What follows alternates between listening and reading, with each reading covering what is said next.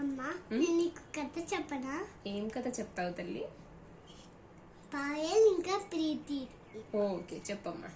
ఒకరోజు ఒకే సముద్రం ఉండేది. ఆ సముద్రంలో ఒక ఇల్లు ఉండేది. ఆ ఇల్లు పేరు కచ్చకండేల కోట.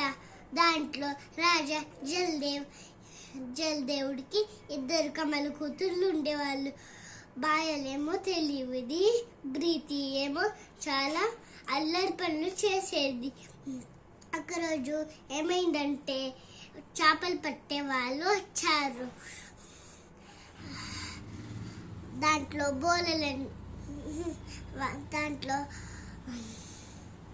ఏమైతుంది? వాళ్ళు ఒక పెద్ద బోలని విసిరేశారు. దాంట్లో బోలెండు చేపలు చిక్కుకున్నాయి. ఆ పడవ కొంచెం ముందుకు వెళ్ళింది. దాంట్లో పాయల్ ఇంకా ప్రీతి చిక్కుకున్నారు. డౌట్ నాకు.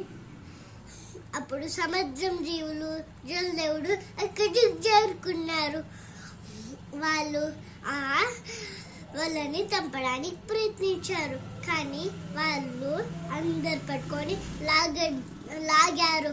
అప్పుడు వాళ్ళు బయటికి వచ్చి మా కోసం మీ కృతజ్ఞతలు అని చెప్పారు. అప్పుడు సముద్రం జీవులు ప్రీతికి